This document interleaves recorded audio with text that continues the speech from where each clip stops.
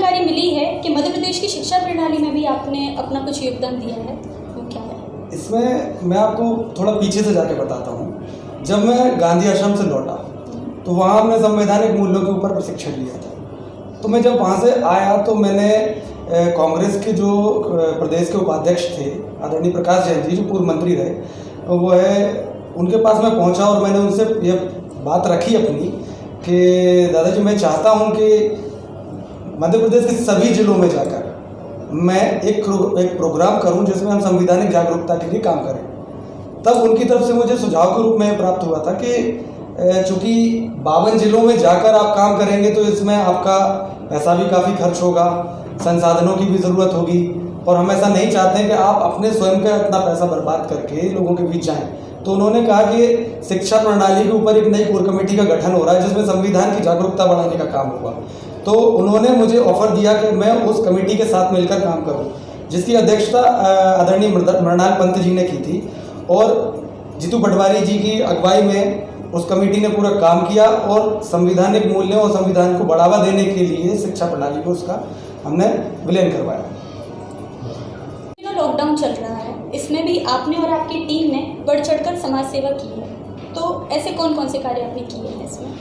प्राथमिक रूप से हमने शुरू किया था पहले कि हम लोगों तक भोजन की व्यवस्था कराएं। तो राशन बंट रहा है सरकार के द्वारा, लेकिन वह उस राशन को बेच रहे हैं और समाज सेवी संगठनों से खाना लेकर अपनी दैनिक दिनचर्या को चला रहे हैं। तो हमने इस चीज़ से बचने के लिए हमने उनको राशन, सूखा राशन देने के बजाय शुरुआत की कि हम पका हुआ खाना उनको जाकर दें। खुद दोना पत्तल ये सब हम लेकर गए, हमने उनके घर में उनको बिठवाया, सभी लोगों को भोजन कराया, अपने हाथों से गर्मा गर्म खाना खिलाया, और पूरा स्वच्छता का हमने ध्यान रखते हुए बेहतर से बेहतर सामग्री का उपयोग करके पहले भोजन व्यवस्था शुरू। मेरे एक मित्र हैं विवेक राय जी, जो इस वक्त दिल्ली यूनिवर्सिटी में असिस्टेंट प्रोफेसर के पद पर पदस्थ हैं। तो उनने एक योजना बनाई कि हम किस तरह लोगों को राशन भी दें और उनका स्वाभिमान को ठेस भी ना पहुँचाएं। तो उन्होंने शुरू किया कि वह राशन की पैकेट लेकर जाते थे और परिवार से कहते थे कि आप हमें इसके एवज में 1 रुपये दें, हमें आपको दान नहीं कर रहे हैं, आपको मुफ्त में नहीं दे रहे, हम ये आपको बेच रहे हैं, और आप ये जो राशन ले रहे हैं आपके स्वाभिमान का राशन है जो आप खरीद रहे हो हमसे। तो इस तरह से यह शुरुआत हुई और उसको हमने अडॉप्ट करते हुए आज 62 परिवारों को हम प्रति सप्ताह वह राशन मुहैया कराएं। उसके बाद जैसा कि राहुल जी ने बोला कि टेस्टिंग की ज़रूरत है देश प्रदेश में इस वक्त, अगर कोरोना से बचाव रखने हैं तो मास्क ज़्यादा से ज़्यादा उपयोग होना चाहिए।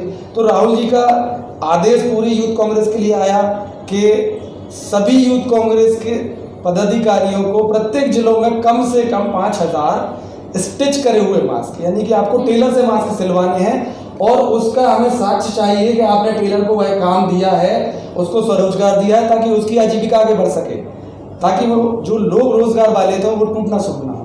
तो उनके आदेश के अनुसार मैंने जो मेरी क्षमता थी उसके अनुसार मैंने 3000 मास्कों की स्टिचिंग करवाई और उनको बांटना शुरू किया। हमारे चैनल के माध्यम से आप युवाओं को क्या संदेश देना चाहेंगे? मैं युवाओं को प्रथम रूप से यह संदेश देना चाहूँगा कि किसी भी प्रकार के व्यसनों पर पैसा खर्च करने से पहले आप अपने पारिवारिक परिवेश को देखें कि किस तरह से आज आपके माँ बाप इस लॉकडाउन के बीच गुजारा कर रहे हैं, अपनी आजीविका चला रहे हैं, किस आत्मसम्मान को ठेस पहुंचाते हुए भी उन्हें दूसरों से राशन लेना पड़ रहा है। निकलिए, दूसरों की मदद कीजिए, क्योंकि मेरी नज़र में जो समाज की जो परिभाषा है, समाज कोई जाति धर्म नहीं होता। जिस परिधि जिस परिवेश में हम रहते हैं उधर में रहने वाले सभी व्यक्ति ही समाज कहलाते हैं, जो कि आपके सुख दुख में हमेशा साथ आएंगे। आज उनके लिए आपको मदद करनी है, कल भाई आपको करेंगे, इस तरह ही यह जीवन चलेगा। बीना न्यूज़ नेटवर्क के स्टूडियो में आए और आपने हर मुद्दे पर हमसे चर्चा की, और आप ये जो कर रहे हैं उसमें हम पूरे बीना क्षेत्रवासियों की तरफ से आपके बहुत बहुत आभारी हैं। आपने मुझे अपने चैनल पर बुलाया, इस लाइक संदेश के लिए मैं आपका आभारी हूँ। और मैं आपके चैनल के माध्यम से सभी से अपील करूँगा कि घर में रहें, सुरक्षित रहें और इस चैनल को सब्सक्राइब करें ताकि सकारात्मक जितनी भी न्यूज़ है क्षेत्र की, हमारे शहर की, आप तक पहुँचती है। धन्यवाद। यह थे प्रशांत पारस सर, जिन्होंने आमने सामने कार्यक्रम में हमसे चर्चा की। अगर ये प्रोग्राम आपको पसंद आया है तो हमारे चैनल को सब्सक्राइब करें।